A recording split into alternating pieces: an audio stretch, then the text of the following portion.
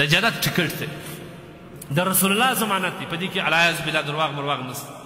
څوک دا غواړي چې جنت ته داخل شي په 15 شیانو باندې دی ډایرکټ جنت ته داخلي دا د رسول الله صلی الله علیه وسلم وینا چا چې ماته د 15 شیانو ضمانت راکړي دا زده کړي ښه په غور واورئ د 15 شیانو ضمانت د الله رسول الله ماته راکړي زه دې ته د جنت ضمانت ورکوم اوس که یو باچا یو چا ته وایي چې دغه 15 کاره وکړه که دې دا کارونه وکړه زه تا ته $1,00,000 ورکوم زما دې په خدای سره ښه اوسي چې شپه ورځ پر ځان یې وکړي د بدن غوښې تویوي دی به دا کار کوي د باچا دغه انعام الله سره وړي دا د رب الارباب اعلان دی دا د باچاهانو د باچا د لوري تحفه ده دې ته ځان ټینګ که ما درته وویل ترجمه ما درته وویل زموږ خو ټول فکر او اطمینان او سکون په دغه ظاهرو ویسو پیسو کې دي که دغه چا راته ومنله کار کوو که دغه چا راته ونه منلې بیا کار موږ نه کوو زموږ ټول ظاهره شي لیکن دا آخرتي ګټه ده دا آخرتي سرمایه ده په دغه که چا عمل وکړي ګویا جنت یې ځان دی جنت ګټل دی اسانه نه دي حساب کتاب د قیامت ورځ دا میدان پاسول د الله حضور ته درېدل د هر شي حساب کتاب ورکول ډېر ګران دی لیکن په دغه 15 شیان باندې که چا عمل وکړي د الله رسول صلی الله علیه وسلم یې زه د جنت ضمانت ورکوم زه ضمانت کوم اول شی څه دی څه په غور واورئ اصدقوا اذا حدثتم کله چې تاسو خبرې کوئ رښتیا وایاست رښتیا دا ډېر غټ دی نبي علیه الصلاه والسلام ان صدق طمانینه رښتیا ویل دا یو اطمینان دی د هېڅ چا څه بیا مه بیانېږي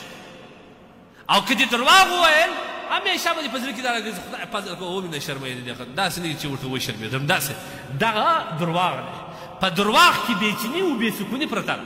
په رښتیا کې اطمینان پروت نن کسان اکثر ځوانان په دې درواغ باندې ډېر مخته دي په کاروباري لیول کې د انډوالۍ په مرایل کې که ټلیفونو کې چیرې پر یوه ځای کې دی درواغ ورته وایي ولې درواغ وایي د ده خطا ایستل به تا ته ډېر اسانه او که د الله د لوري د خدای و جهنم ته ځان اماده کول په دغه درواغ خو دې دی خطا ایستي لیکن ځان دې چیش ته اماده کړي جهنم ته دې ځان اماده کړي د منافق علامه دې په ځان کړي اوس ولې درواغ وایي رښتیا ورته وایي خوري خو دې نه چا ډېر دی ستاسې دغه وکړي نو یو ګیله به درسه وکړي یا به انډوالي درسره ختم کړي دا ختم لیکن ته د یوه انډوالي په خاطر د یوې ګیلې په خاطر هغه ګیله پر ځان باندې نه وړې هغه انډوالي د لاسه نه ورکړې د جهنم اور ځان ته رانیسې او ځان په خپله په منافقینو په لیست کې داخلوې دا عجبه بېوقفي ده دا عجبه بېعقلي ده ځکه نبي علیه الصلاه والسلام ایاکم الکذب ځان وساتئ د درواغو څخه فانه مع الفجور ځکه درواغجن به د فاسقانو سره وي وهما فی النار درواغجن او فاسقان به دواړه په جهنم کې او د الله رسول صلی الله علیه وسلم فرمایي علیکم بصدق رښتیا ولې سره رښتیا وایه همیشه هېڅ چا ته درواغ ووایه فانه مع البر دغه رښتیا ویونکي به همیشه د چا سره د نیکانو سره وهما فی الجنه دا دواړه په جنت کې لهذا همیشه په خپل معامله کې رښتیا وایاست په کاروباري لیول کې رښتیا وایاست په کور کې رښتیا وایاست او خاص کر د خپل اولادو در مخه درواغ مه وایاست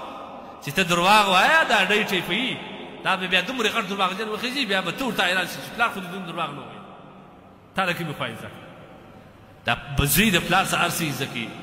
دا په دا وخت کې د ماشوم ذهن دا رقمي لکه مقناطیس امیروبه هر شی ځان ته کشي دغه درواغ دی ټیپوي چې زما پلار خو په پلان کې درواغ ځان خلاص کړي زه به سبا درځې ښه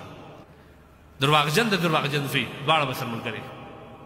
لهذا اول نبي علیه الصلاه والسلام فرمایي علیکم بالصدق یا اصدقوا اذا حدثتم کله چې تاسو خبرې کوئ رښتیا وایاست